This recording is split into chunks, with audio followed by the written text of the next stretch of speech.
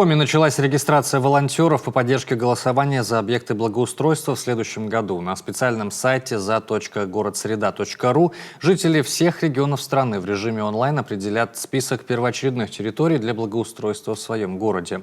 И форматы, и сама программа нам знакомы. Комфортная городская среда в Коми реализуется много лет. Сейчас новые проекты готовят к голосованию.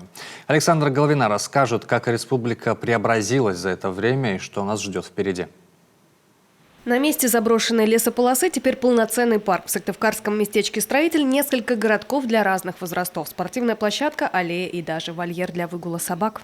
Рады, что нам сделали такую прелесть ходить вот по дорожке такой. Вечерами гуляют, бегают, спортсмены. Вон, пожалуйста, занимайтесь. Все условия. По части благоустройства столицы Коми в лидерах, причем с большим отрывом. О приведении в порядок территории Свято-Вознесенского храма местные жители мечтали давно. Здесь мест для отдыха попросту не было. И вот оно, долгожданное преображение. Обновленная памятная плита, скамейки, урны, уличные светильники, голубые ели, сосны, 1000 квадратных метров низкорослого газона.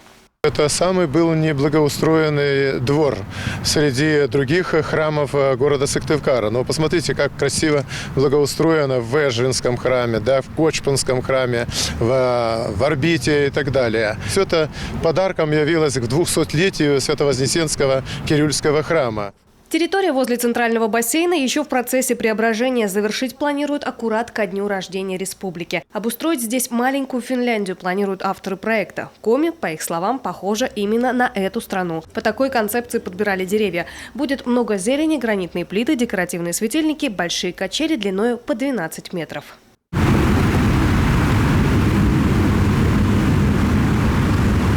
Пройти вдоль аллеи славы, постоять у вечного огня, возложить цветы. Это Печорский парк Победы. И его тоже привели в порядок в рамках программы по благоустройству. Парк имени Володи Дубинина и сквер по улице Привокзальной. Жители Печоры также большинством голосов выбрали сами для благоустройства. В целом, программа за время реализации существенно преобразила облик республики. Только за 2 последних года обновили 200 общественных пространств региона, 160 дворовых территорий, 80 тысяч жителей, а это 10-я часть республики, приняли участие в голосовании за территории. Появилось 6 уникальных арт-объектов, которые украсили историческую часть нашего села и стали дополнять этнотуристический маршрут, который есть у нас по Объячеву. Уже в апреле стартует голосование за общественные места. Их благоустроят в Коми в следующем году. В списках 7 городов – это Сыктывкар, Ухта, Усинск, Инта, Воркута, Печора, Сосногорск. Сами жители выберут парки, скверы, набережные и улицы,